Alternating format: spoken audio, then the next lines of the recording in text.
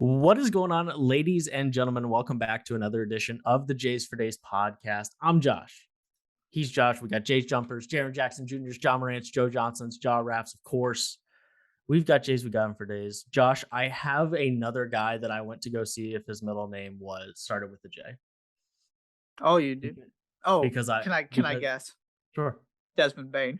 That's correct. That guy is so good. Holy. But unfortunately, and listen, I'm not one to I'm not one to give his mother Marissa any crap, okay? I'm not going to do that. But all I'm saying is that it would have been nice if his middle name was Jacob or something and not Michael. That's all I'm saying. We're not throwing any shade. I'm just saying that his mother clearly didn't have this podcast in her mind when naming her son, which I guess we can live with, but geez. Only because he's delivering for the Grizzlies does that make it acceptable, though, right? Right. If you but then again, we're in this catch-22 chicken and the egg thing of like, would I care what his middle name was if he was bad for the Grizzlies? So Fair point. I suppose if I had to pick one, I'd rather him be really awesome for the Grizzlies, and I want to add him to our intro rather than him being bad and me wishing they had picked somebody else with the 30th overall pick. But Sure. So if I had to pick, I suppose I would pick this, but I digress. Josh, how are you? How are you doing? It feels kind of weird the World Series is starting tonight. Okay, can we talk about how much time, like, these guys play baseball? Can we not act like we need a week in between the two championship series to get ready? Like, I get the whole let's make sure all the pitchers are rested and that we actually get the best pitching matchups and yada yada yada. Like, that's why they do it. But I don't understand why we need a whole week. It's been like 5 days. Come on, just start playing the basketball games, Also, the baseball games. Also, part of it is, I mean, how difficult is it to move? And I don't know the answer to this, to actually move the World Series schedule, as in what happens if one of the championship series goes 7? Yeah. I assumed that was part of it. I could be wrong. I'm sure it is. There's sort of a set date for the World Series regardless, and it just so happened that the championship series were not competitive. So you have this weird break. I guess, but like the other part of this is like either way, you don't get to finalize anything, not even where the games are going to be played, because you don't know who's going to be in the. I suppose you need more. Right. Time there's for only that. so much you can finalize. Yeah. And it's easy. I mean, it's not like those two stadiums are going to be doing, if you're in the World Series, you're going to be able to play your home games when you need to play your home games. And and my biggest issue is that, listen, people already don't care about Major League Baseball. Nobody talks about it. You basically gave people a chance to forget the World Series was going to happen. Like that's that has to be taken into consideration. And there was some real momentum going there last weekend. Right, exactly. Right. Yeah. And it's kind of just all gone away. Anyway, it's okay. Citizens Bank Park is still playing Calum Scott's version of Dancing on My Own, so I will be happy. That's already made the postseason for me, whatever happens. Yeah, okay. Anyways, SEC preview week. We're wrapping it up here. Got a conversation here with Jackson Collier. Jackson is a Arkansas Rivals. It covers Arkansas for Rivals.com. And we spent about 35 minutes talking to him about Arkansas and really got deep into Arkansas, as well as touching on the rest of the conference at the end of the conversation. But this is the last one. This is the last interview of the preview series. And I believe, Josh, this is the first year we've gone 6 for 6 in getting an interview. Is that correct? I don't know off the top of my head, but you might be right. Because I think this is year 3 of doing all like an in-depth preview for all 6 conferences. Maybe that's not right, but no, I think you're right about all of this. But I'm pretty sure this is year 3, and I'm almost positive this is the first time that we've actually gotten someone to come and chat for all 6 interviews. So to Jackson Collier, and I'll go through the rest after the interview. Let's do that. That makes more sense.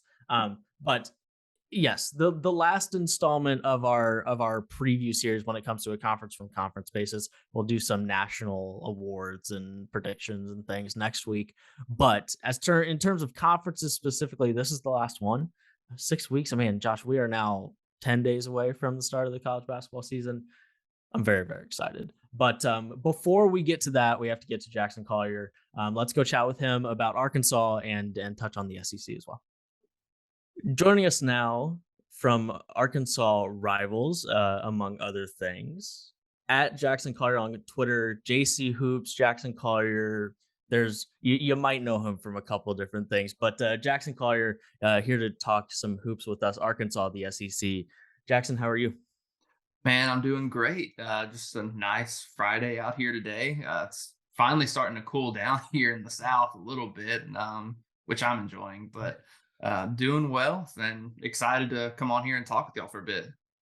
Yeah, we are very excited to kind of hop into the SEC, hop into um, a a pretty anticipated Arkansas season, and so I just want to start there with a pretty general question. Can you remember an Arkansas season that has as much momentum and hype around it as this one?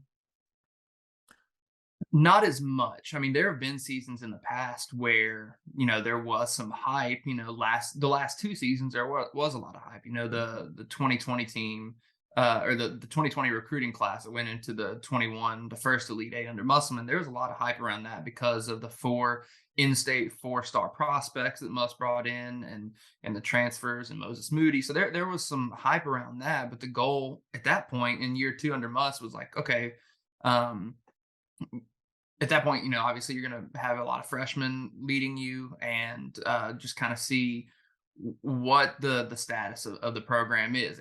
There's a lot of excitement, but not necessarily like hype per se for like, oh, we're going to make the Elite Eight. Oh, we're going to make the Sweet 16. It was like, let's get to the tournament and see what happens. Then they made a run of the Elite Eight.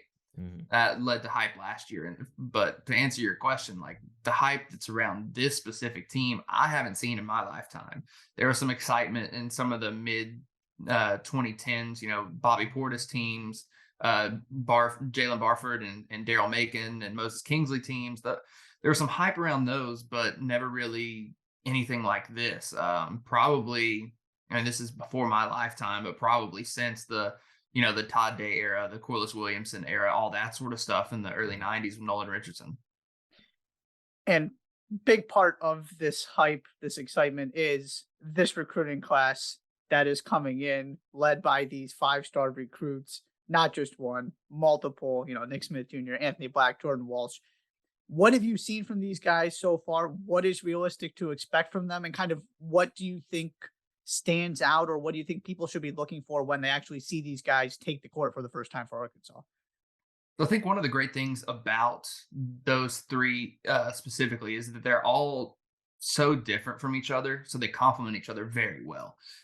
Nick Smith, the 5-star, he was the highest rated. I think even on Rivals, I think he might have finished as the number one overall prospect in the 22 class.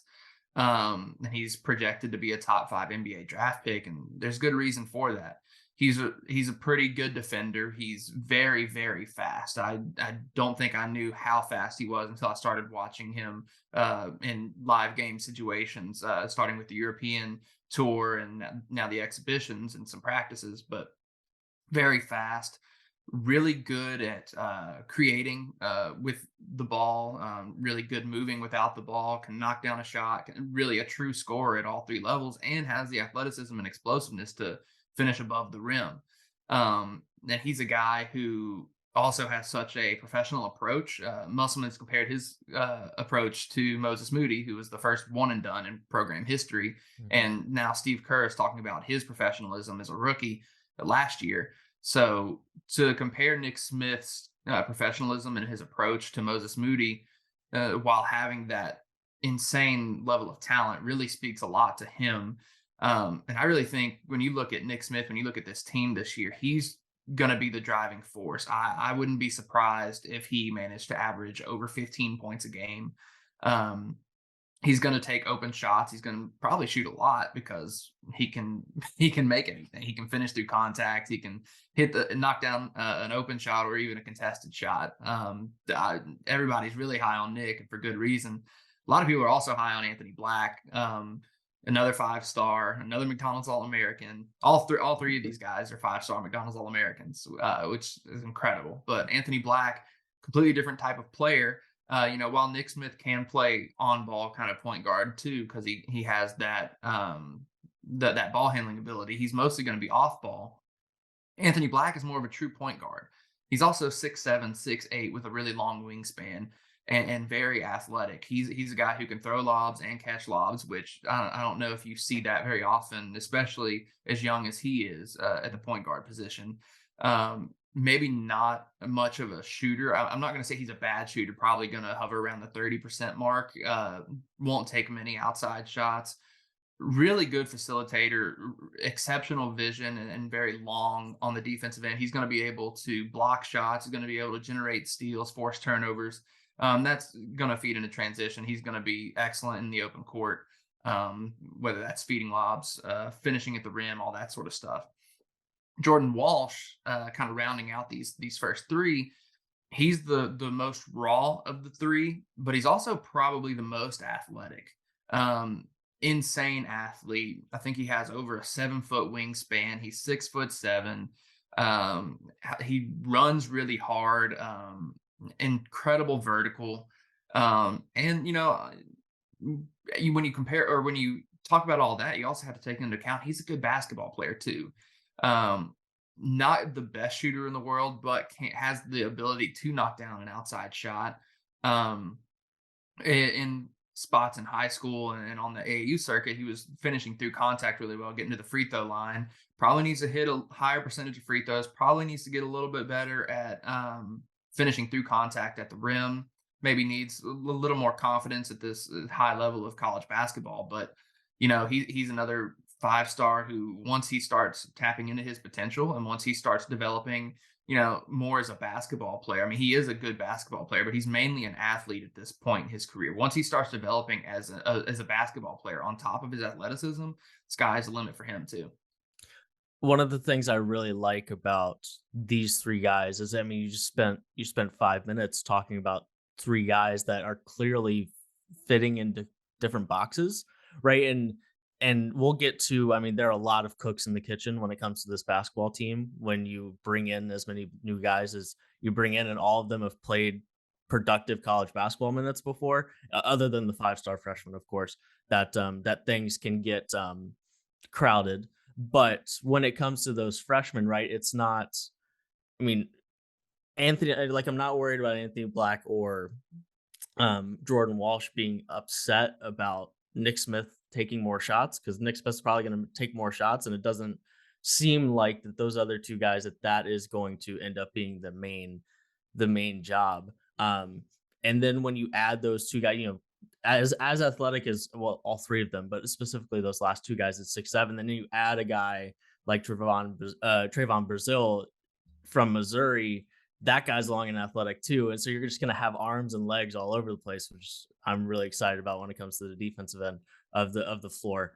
Um, are you so? But I want to ask you about those. I think I'm encouraged by that idea of how the pieces I think are going to fit. How do you think these guys are going to fit together? And if maybe there's one thing you're the most concerned about, what might it be? So as far as fit goes, I don't think I'm concerned really at all, especially with those 3 freshmen. Um, the only concern for fit, at least to me, is exactly how they're going to approach the front court, because they brought in 4 additions to the front court, all with college experience. He brought Jalen Graham in, who is an All Pac-12 performer at Arizona State. The Mitchell twins from Rhode Island, who were very, very good at Rhode Island, and then on top of that, you already mentioned Trevin Brazil. And those are all guys who were in the front court. And, this was a response to Arkansas playing Duke in the Elite Eight. And Duke just had a lot bigger presence in the front court and in the paint, and kind of just bodied Arkansas in the paint a little bit. Arkansas only had really Jalen Williams as a big body. And other than that, it was a bunch of 6'7" wings. So now you look at Graham, you look at the twins, you look at Brazil, they're all 6'9", 6'10". They're not small. The twins are 250. Brazil's probably 235 or something. A lot of increased depth in the front court.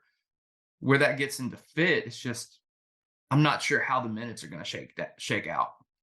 And the reason I don't know is because I don't even think the staff knows yet. You know, you throughout the summer, throughout the European tour, throughout the exhibitions, the red white game, you've had different guys step up at different times. Brazil's been probably the most consistent, but then you've seen flashes from either one of the Mitchell twins. You saw flashes from one of only two returners from last year's team, Kamani Johnson in Europe.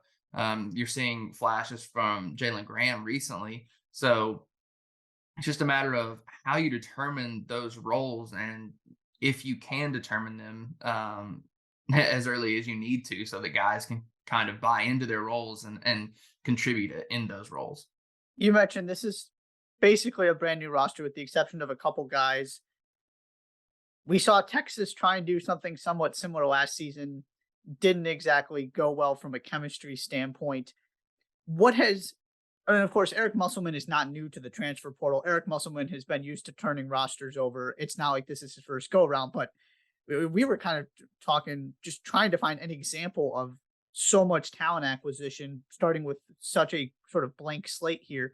What has the coaching staff said about trying to integrate all of these new pieces? And is the sort of off court, we've talked a lot about the on court fit, is the off court situation at all concerning to you? This idea that, right, you're not just bringing in bodies, you're bringing in guys who are playing 20 plus minutes a game last season and being really key parts of their teams, now all coming into the same spot, and you have 3 5-star freshmen who are also going to be key contributors. There's just a lot going on.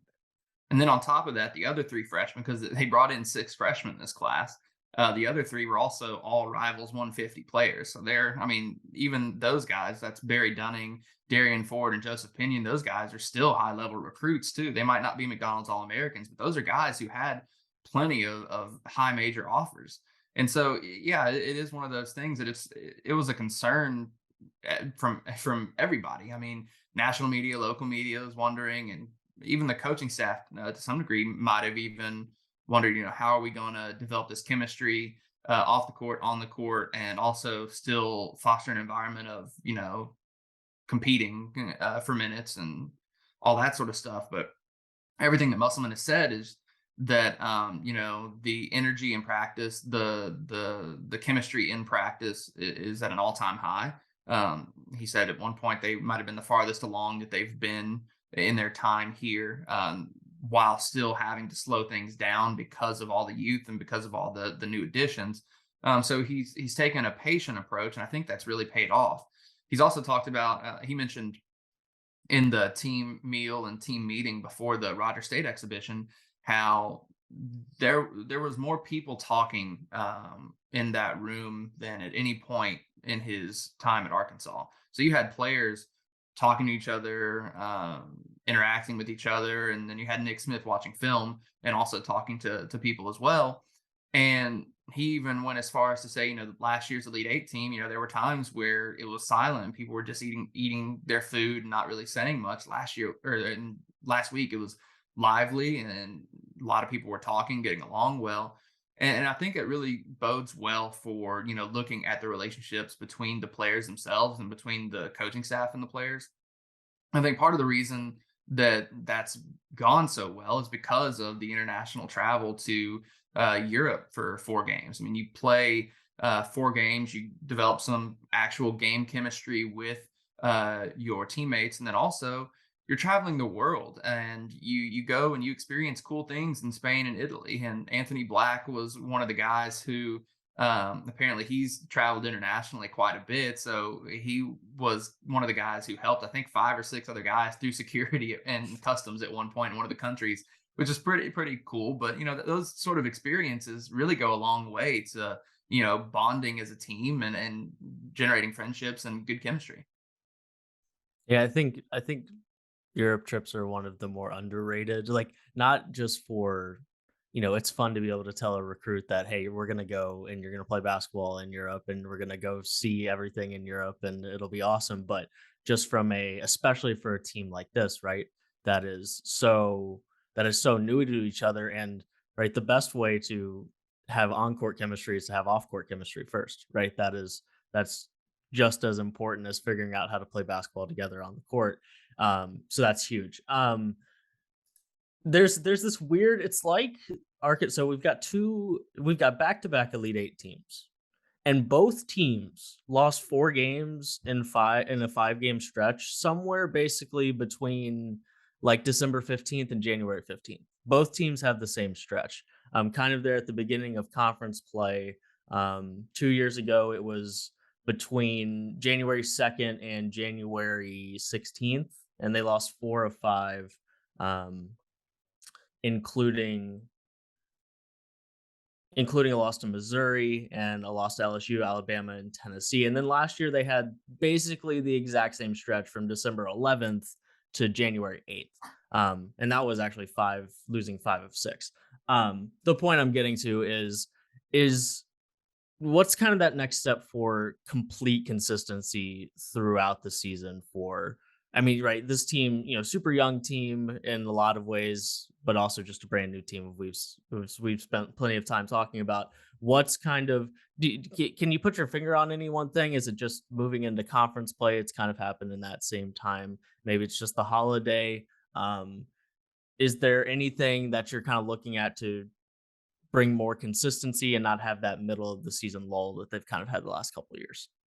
So I think there are a couple things. Last year I think the biggest issue was they didn't have the right rotation figured out yet. They were still working on playing Devontae Davis at point guard, and they were still running a fairly small lineup at that point.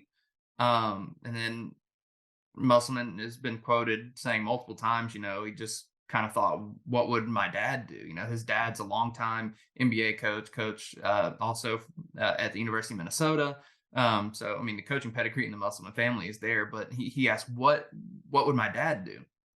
And ultimately, he decided that his dad would have made a bigger lineup. So, he inserted Trey Wade in the starting lineup. All DC Tony was in the starting lineup, and JD Note moved to point guard. And you had a bigger, more physical presence, kind of. And I think that really sparked the change last year. So ultimately, I think that was mainly just rotational. The year before that, I think that was more of, youth and also to be fair, that first year too, Justin Smith went down with an injury.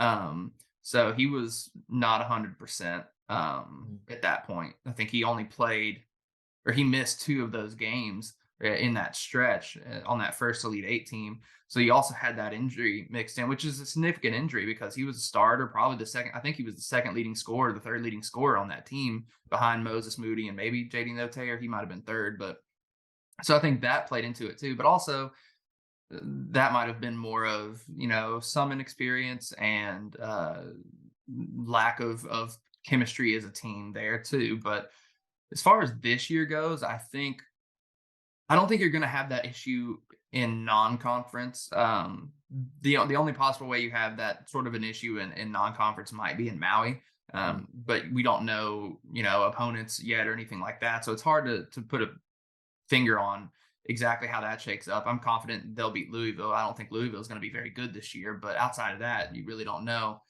Um, but I think this team is way more talented than either one of those two teams. And barring any injuries, I think the chemistry is also farther along.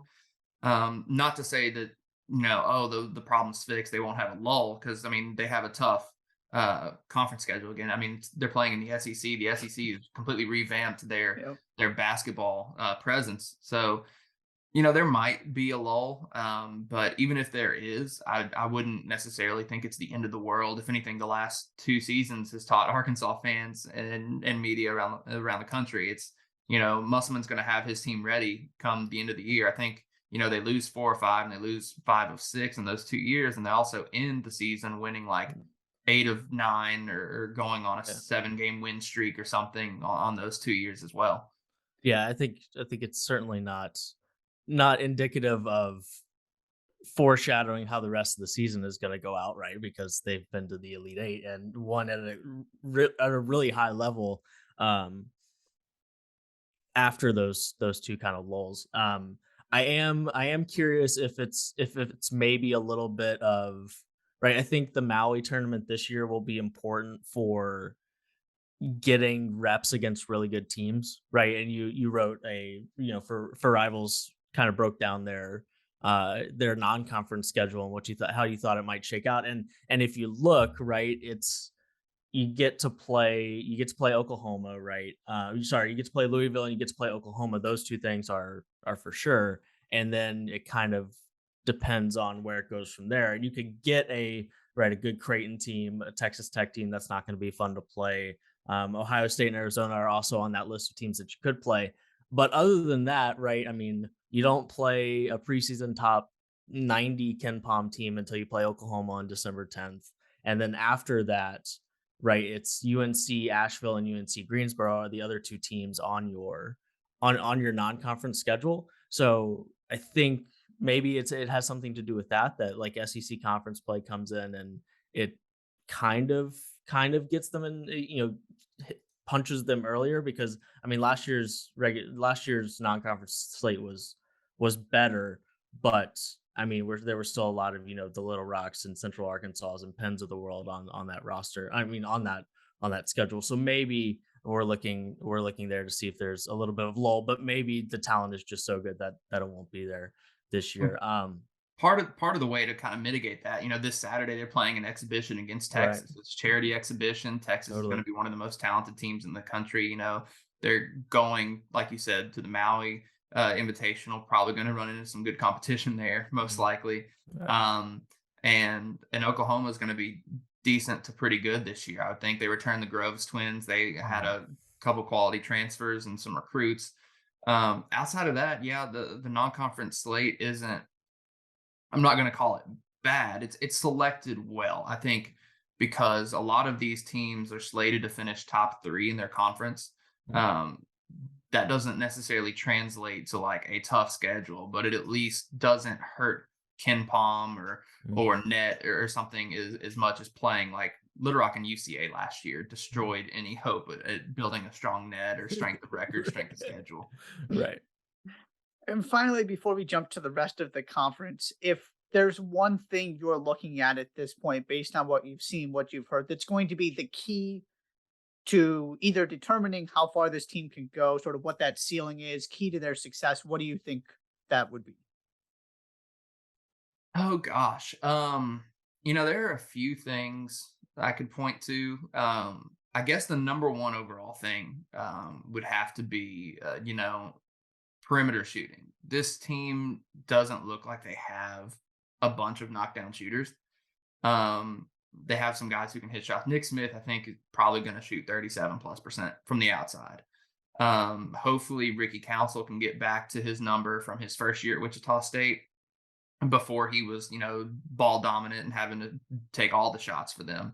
When he was taking better shots, he was a better shooter. His form is kind of different, but um, outside of those two, though, you hope that Trevin Brazil can be a little consistent. You hope that Jordan Walsh can step out and hit, and you hope that Devontae Davis can hit a couple shots, and maybe even Anthony Black. But I think the one thing about this team is they're going to attack the rim. They're going to get to the free throw line, and they're going to take good open perimeter shots, and they're going to shoot a lower volume. I think they shot around 24 to 25 per game last year. I bet that number goes to 17 or so this year, maybe 18. And those will be better shots. They just need to knock them down. I think if they manage to shoot 33 to 34% from three, which is better than last year and right on pace with the year before last, with having more talent than they've had on either of those last two things, I think that could really push them into a Final Four type consideration. The other two kind of ancillary notes I would consider would be like free throw percentage and like getting to the free throw line and making them. They shot a ton of free throws against Rogers State. They did not shoot a good percentage at all. Not necessarily worried about that. I think they will be a good free throw shooting team, but I haven't seen it so far. I think part of that too is just who is getting to the line. You need to get your better free throw shooters to the line. And as any young team, gotta control the turnovers a little bit. You can't turn the ball over a lot and expect a ton of success. So kind of, turnovers and free throw percentage are kind of secondary. But I think the biggest thing is definitely perimeter shooting because you don't want defenses to start packing it in on a team that really thrives at getting to the rim, has a bunch of rim runners and guys who play above the rim because then you're destined for even higher contested shots. You're destined for charge calls and all that sort of stuff.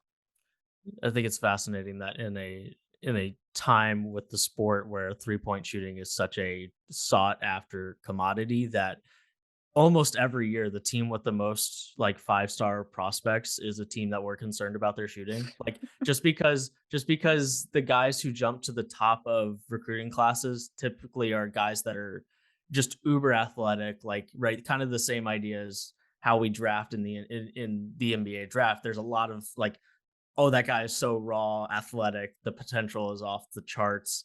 But maybe the edges are still rough, so to speak. I mean, it feels like every year that Duke is like has a really elite recruiting class. Like, okay, can they shoot the basketball? Kentucky, we seem to be asking that question all the time. And this year it's CJ Frederick and Antonio Graves, one of those that are going to be the shooting. Anyways, so let's kind of go to the rest of this conference. Um, I think a lot of people expect Arkansas to be in the conversation for the top of the conference, making a run at a regular season title, being a right. This is a team that's along with a couple of other teams, a top 15 team in the country in preseason in terms of the AP poll. So in theory, that means that they're going to make a run at a regular season title. When it comes to the top tier of this conference, right, there are kind of three teams that seem to be with Kentucky, Arkansas, and Tennessee. Um, do you think is your top tier of this conference all three of those teams? Just two of them? Is Kentucky ahead of the rest? Do you think Arkansas might be? What are you kind of seeing in terms of the tippity top of the conference I heading would into say this? those three are definitely the top tier, and then you have a kind of a second tier behind them with Alabama, Auburn, and maybe some others. It's hard to gauge some of these programs like LSU. They brought in a bunch of transfers from oh heck, where did he come from? Murray State. Murray State, yeah. So they brought and they were a good team. Yep. And Justice Hill's a Little Rock native. He's down at LSU now, and he was really strong for them. I forget the big man's name, but they landed big man too. It's just going to be interesting to see how those guys all you know gel together and then also compete at the next level because you can be a very good player and a very good team um, at the level that Murray State was at, but playing in the SEC is completely different. I mean, I say it's completely different. Basketball is one of those sports where there is a lot of parity across college basketball, which is great because there's a lot of talent in the country. Um, but I don't know if I'm trying to remember how many players he brought from Murray State, like maybe five. It's I think it so, might have been five somewhere or so. between 3 and 5. Yeah, it was significant. So, and if that's your foundation for your roster, at least two of them are probably going to start. That's I'm not saying that's a bad thing. I'm just interested to see how that's. I can't sit here and make a prediction for how I think they're going to do because of that. Florida is another team with a new coach, Matt McMahon, who might be able to be pretty good. We kind of knew what to expect under Mike White and kind of be conservative with expectations for Florida under Mike White.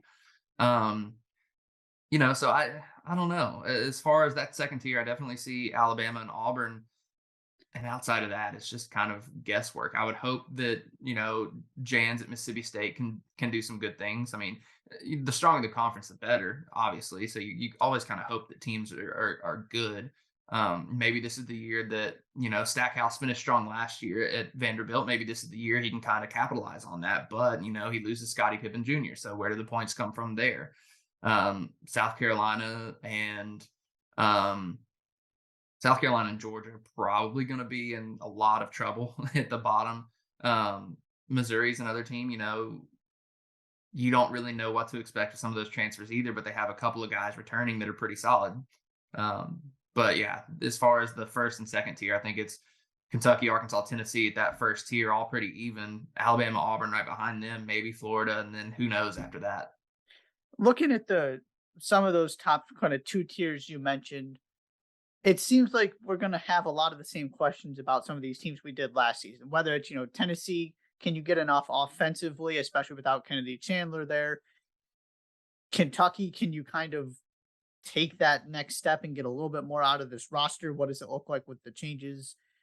Alabama shoots a million threes last year. They couldn't hit them. Does that sort of system translate? Auburn's guards, sometimes the decision making is shaky. It's a completely new front court. Do you feel like we're going to, and those are some of the teams you mentioned at the top of this conference, and everybody seems to agree with that. Is there one of those teams you think is in a best position to take another step this season and sort of solve some of the problems that maybe hindered them from becoming a real national title contender last season? Because by the end, it kind of felt like Kentucky and Auburn were sort of in that second tier as opposed to the Kansases of the world when you were talking about Final Four. So I think you look at Arkansas and just the immense level of talent they have. So Musselman has done with the Arkansas roster. I mean, they've had talent, more talent than they had under Mike Anderson, um, under Musselman so far.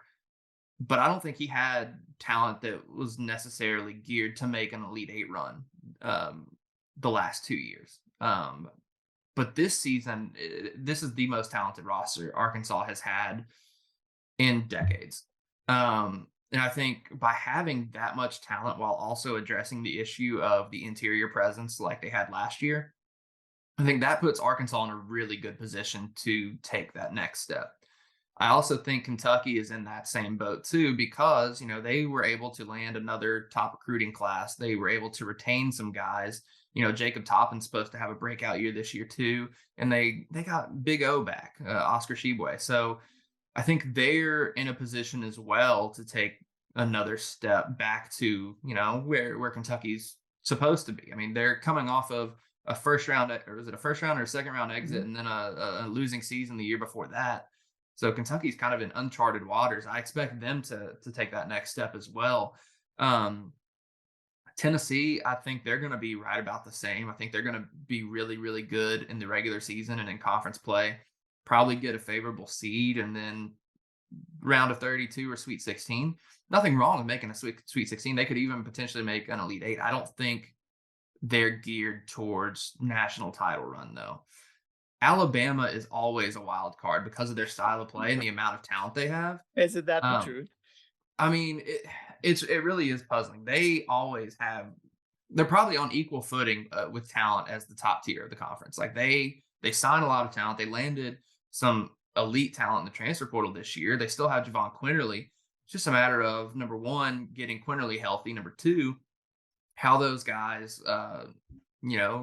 gel together, develop chemistry, and then number three, can they make their outside shots? Yeah. Um, if any two of those things happen, I think they'll take another step too. But I mean, again, I think they're a complete wild card. You just don't know. Auburn is also kind of in a wild card spot. I think their talent level is down, but Bruce Pearl is also a heck of a coach, and I think he can surprise you. So I'm going to at least say Auburn is at worst a step back from where they were, and they're going to be round 32. It probably round of 32 kind of expectations from me at least. Yeah, Alabama's one of those teams. It's like, man, they have Mark Sears and they have Namari Burnett and they have a freshman in Jaden Bradley, and then Javon Quinterly is still returning from an ACL injury. There's so much talent in that backcourt, and there has been talent in that backcourt for basically since Nate Oates got there. And that's the question, right? Can we not turn the ball over? Can we make our 3-pointers and have some sort of consistency in those two things? But yeah, Jackson, thank you so much for taking the time. Real quick, where can people find your stuff? Any promotions that you'd like to do? Yeah, so I'm on Twitter at Jackson Collier. Pretty easy to find me. JacksonCollier. Any articles that I write, mostly related to Arkansas. Also do some SEC stuff for Rivals at hogbeat.com. Yeah, that's pretty much it. Perfect, man. Thank you so much for taking the time, and we'll see you soon. Appreciate it. I enjoyed coming on. Thank you so much, Jackson, for coming on and chatting about one of the more anticipated Arkansas seasons ever, and especially Yeah. when it comes to 5-star talent. Yeah. I mean, I thought it was cool that Jackson kind of went back because immediately in my head, when we were talking about has there ever been excitement like this, my head went to 1990s which is Right. kind of, I think, exactly where he got to eventually, which was, yeah, in, you and I's lives, there hasn't really been an Arkansas season like this one. Mhm. Definitely. And there was a reason we wanted, not only are they going to be a factor in the SEC, but also I am ready to crown them my most interesting team in college basketball, which is always, we want the interesting teams, the teams It's that have a big lot of news. storylines. It's big Yeah, news. it took a while for me to get there, but that's the decision I have reached. Okay. Yeah, it's also why we went with Baylor, of just kind of these interesting teams that have sort of a little bit of a different angle to them, Mm. other than just it's Duke and Duke is going to be really good again, you know? Pretty So, much. Yeah. yeah, and Jackson was terrific giving context about, the past couple of seasons, sort of the Elite Eight runs, what makes this season different, what you Mhm. can learn from the past seasons heading into this one, all of it, and terrific insight on this actual roster and all of these new pieces as well. Absolutely. That's the last one. That's six interviews across the six major conferences. Lucas Harkins, Jackson Collier, Kendall Kaut, Brendan Marks, um, Kevin Sweeney. Kevin Sweeney for the Big Ten, and Connor Hope. Is that all six? I I believe that's believe all that is all six. six. I believe that is all six. So thank you to all of them. And thank you to you guys for listening to the conference preview series. National stuff next week. And then it's November 7th. Then we're hopping into this college basketball season. And Josh, I'm so over predictions. I'm so over previews. I can't wait to look at games instead of ponder what games might be. Anyways, I'm very, very excited, and we'll get into the last part of previews next week, and then it's on to the season. Please subscribe to the Jays for Days podcast on Apple Podcasts, Spotify, and Google Podcasts. Follow us on Twitter at Jays for Days Pod. Check out the YouTube channel if you've been checking those interviews and previews out on YouTube. We very much appreciate it, and we'll be back next week. Thank you so much for listening to this edition of the Jays for Days podcast. I'm Josh. He's Josh, and we will see you later.